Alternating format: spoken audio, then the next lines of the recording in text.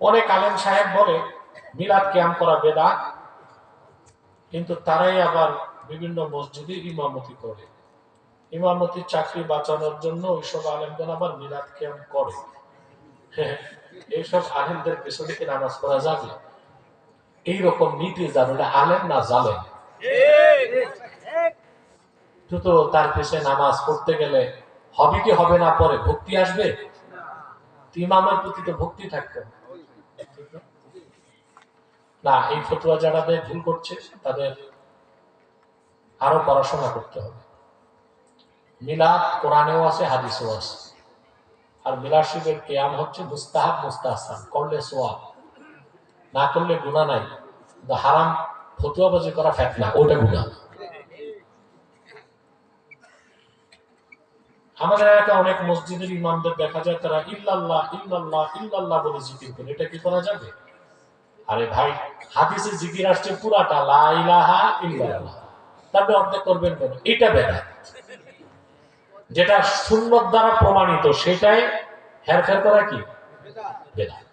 যেমন হাদিসে আসছে রাসূলুল্লাহ সাল্লাল্লাহু আলাইহি ওয়াসাল্লাম ইরশাদ করেছেন, জাদ্দিদু ঈমানাকুম, তোমরা তোমাদের ঈমানকে তাজা করো। সাহাবায়ে কেরাম প্রশ্ন করেছেন, কাইফা নুজাদ্দিদু ঈমানানা ইয়া রাসূলুল্লাহ সাল্লাল্লাহু আলাইহি ওয়াসাল্লাম, আয় আল্লাহর রাসূল সাল্লাল্লাহু আলাইহি ওয়াসাল্লাম, আমরা আমাদের ঈমানকে কিভাবে তাজা করব? আল্লাহর হাবিব বলেছেন, কাসসিরু লা ইলাহা ইল্লাল্লাহ, বেশি পড়ো, জিকির করো লা ইলাহা ইল্লাল্লাহ। তা হাদিসের নির্দেশ কি শুধু ইল্লাল্লাহ না লা ইলাহা ইল্লাল্লাহ? তো যা সহিহ হাদিস দিয়ে প্রমাণিত, সুন্নাত বলে সাব্যস্ত, ওখানে কম বেশ করা, মন গড়া কিছু করাটাই আসল বেদাত। বুঝতে পারছেন?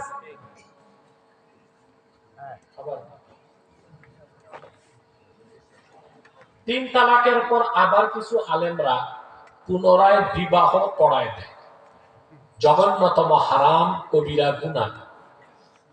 তিন তালাকের পর হারাম, সাথে সাথে যদি মৌলবী বিয়ে পড়ায় দেয়, ওই সংসারে যত জীবন জেনা হবে তার একটা অংশের গুনাহ মৌলবী পাবে। তিন তালাক দিয়ে দেওয়ার পরে হারাম। স্ত্রী কি যেভাবে দেন, 3 মাসে দেন, 3 তুহুরে দেন, এক চান্সে দেন, 3টা তালাক হবে। এটাই কোরআন সুন্নাহর মত এবং ইজমায়ে উম্মাহ, ইজমায়ে সাহাবা বরং বলা যায়। কথা বুঝতে পারছেন? এখন যদি এই স্ত্রীকে আবার নিতে হয়, পদ্ধতি একটাই, ইদ্যত পালনের পর এই স্ত্রী আপনি যারা ছাড়ছেন অন্যত্র বিয়ে হবে। কোন কারণে ওই দ্বিতীয় স্বামী ছেড়ে দিলে আবার ইদ্যত পালনের পর আপনি তাকে বিয়ে করতে পারবেন। তালাক দিয়ে আবার তারে ঘরে তুলে আনবেন, জুতা স্যান্ডেল দিয়ে দুইটা তওবা করায়, এটা চলবে না। শরীয়তের নিয়মেই তাকে আবার হালাল করতে হবে। আসুন তওবা করেন, পড়েন বিসমিল্লাহির রহমানির রহিম।